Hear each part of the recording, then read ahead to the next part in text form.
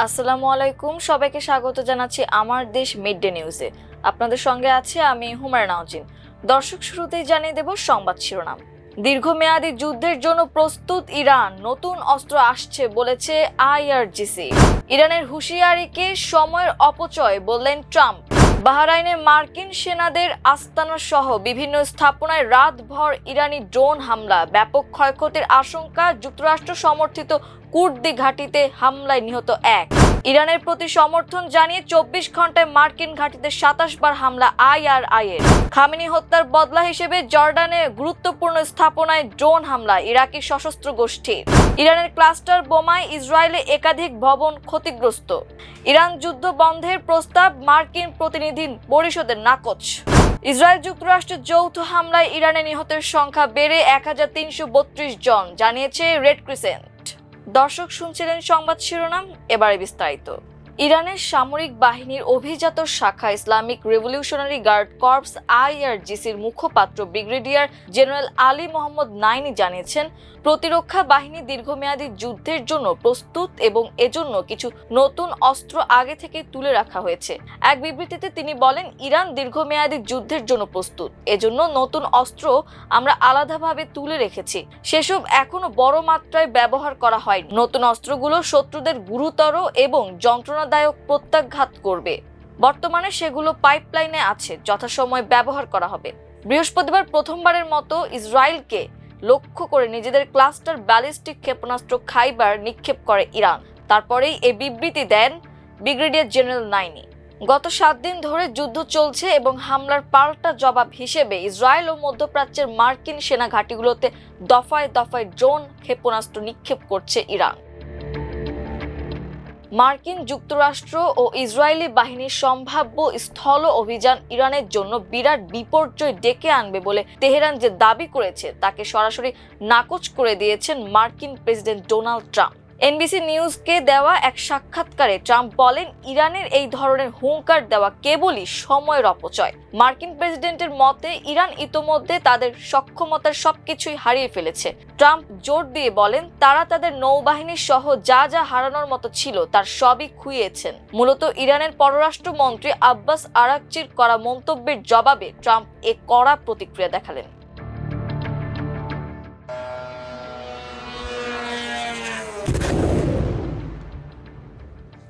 বাহরাইনের রাজধানী মানামায় ইসরায়েলি দূতাবাস লক্ষ্য করে ড্রোন হামলা চালিয়েছে ইরান। স্থানীয় সময় বৃহস্পতিবার দিবাগত রাতে মানামার ফাইন্যান্সিয়াল হারবার টাওয়ার্স নামের ওই বাণিজ্যিক ভবনে এই আক্রমণ চালানো হয়। ইরানের আধা সরকারি বার্তা সংস্থা ফার্স নিউজ এজেন্সি এই তথ্য নিশ্চিত করেছে। ফার্স নিউজের প্রতিবেদনে বলা হয়, ওই বাণিজ্যিক কমপ্লেক্সটিতে ইসরায়েলি দূতাবাস অবস্থিত হওয়ার কারণে সেটিকে লক্ষ্যবস্তু করা হয়েছে।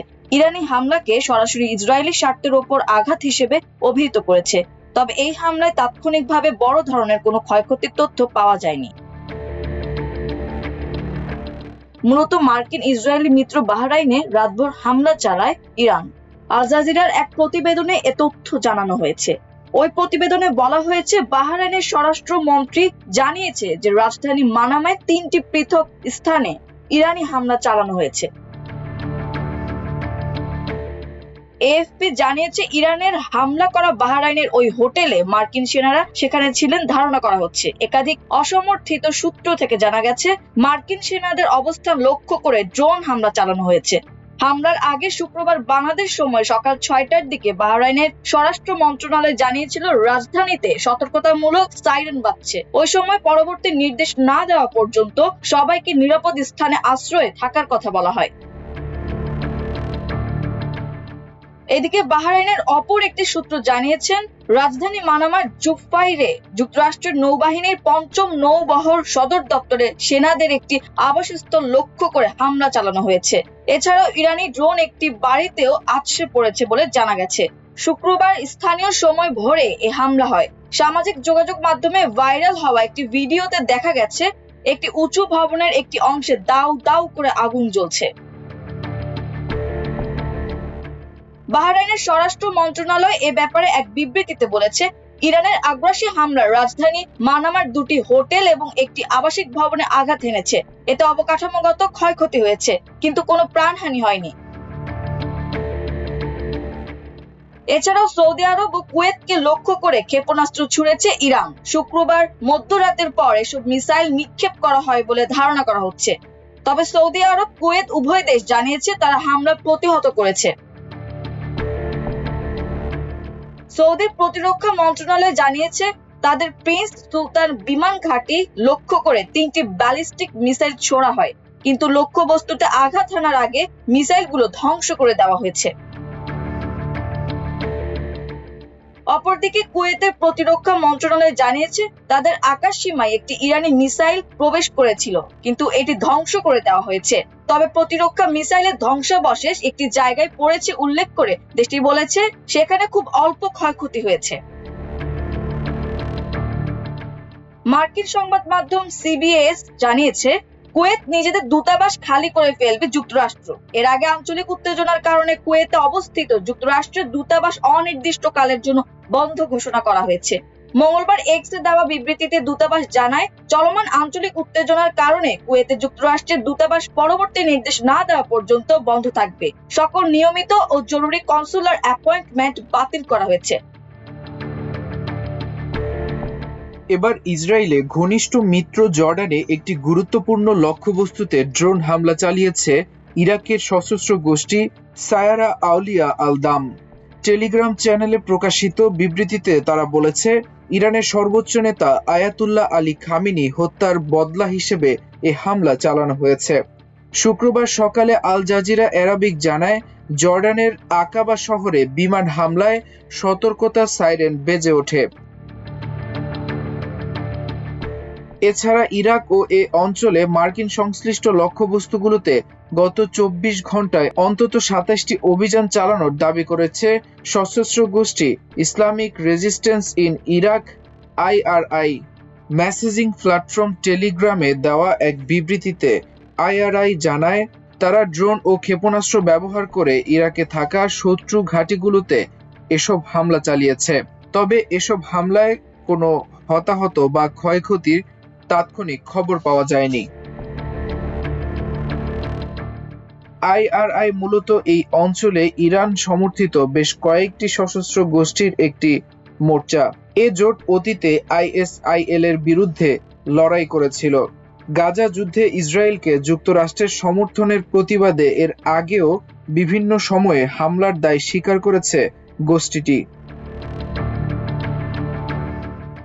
ইরানি কুর্দি বাহিনীর সদর দপ্তরগুলোতে হামলা চালিয়েছে ইরান।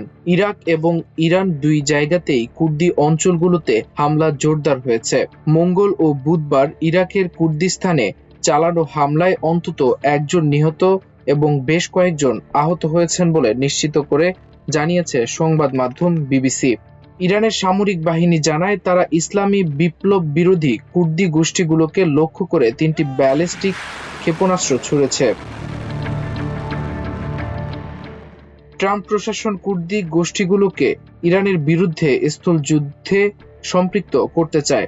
এমন খবরের মধ্যে ইরাকে অবস্থানরত এই কুর্দি গোষ্ঠীগুলোর উপর আক্রমণ জোরদার করল তেহরান।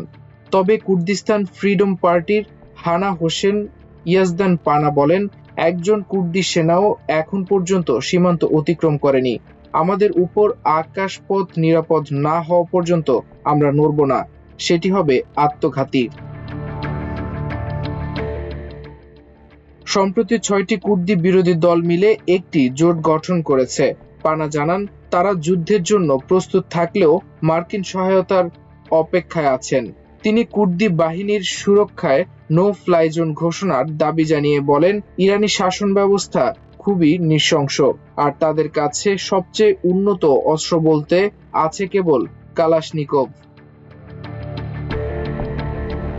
গত বুধবার বেলা 11টার দিকে একটি কুর্দি ঘাঁটিতে ব্যালিস্টিক ক্ষেপণাস্ত্র আঘাত হানলে 4 জন যোদ্ধা আহত হন, যাদের মধ্যে একজন মারাও যান। হামলায় একটি ভবন পুরোপুরি ধ্বংস হয়ে গেছে এবং সেখানে মাটির নিচে বিশাল গর্ত তৈরি হয়েছে। এছাড়া Democratic party of Iranian Kurdistan বা KDPI এর একটি ঘাঁটিতে মঙ্গলবার ড্রোন হামলা চালানো হয়, যাতে একজন বেসামরিক নাগরিককে হত্যা করা হয়। এর আগে গতকাল যুক্তরাষ্ট্রের প্রেসিডেন্ট ডোনাল্ড ট্রাম্প ঘোষণা দিয়েছেন ইরানে যদি কুর্দি যোদ্ধারা হামলা চালায় তাহলে এতে সমর্থন দেবে। গতকাল বার্তা সংস্থা রয়টার্সকে এক টেলিফোন সাক্ষাৎকারে মার্কিন প্রেসিডেন্ট বলেন, এটি অসাধারণ যে তারা ইরানের স্থল হামলা করতে চায়। এর প্রতি আমার পূর্ণ সমর্থন থাকবে। চলমান যুদ্ধের সপ্তম দিনে ইরানের রাজধানী তেহরান সহ দেশটির বিভিন্ন শহরে ভয়াবহ ও নজিরবিহীন বিমান হামলা চালানো হয়েছে। শুক্রবার ভোররাত থেকে শুরু হওয়া এই বোমা বর্ষণকে যুদ্ধের শুরু থেকে এ পর্যন্ত হওয়া সবচেয়ে শক্তিশালী ও তীব্র আক্রমণ বলে বর্ণনা করেছেন আল জাজিরার সংবাদদাতারা। এর মধ্যে বেশ কিছু হামলা প্রতিহত করেছে ইরান। ইরানি রেড ক্রিসেন্ট এক প্রতিবেদনে জানিয়েছে, ইরানে গত শনিবার শুরু হওয়া ইসরায়েল ও যুক্তরাষ্ট্রের যৌথ হামলায় এ পর্যন্ত অন্তত 1332 জন নিহত হয়েছেন। দর্শক, এই ছিল আমার দেশ মিড ডে নিউজে। এতক্ষণ আমাদের সঙ্গে থাকার জন্য অসংখ্য ধন্যবাদ। আল্লাহ হাফেজ।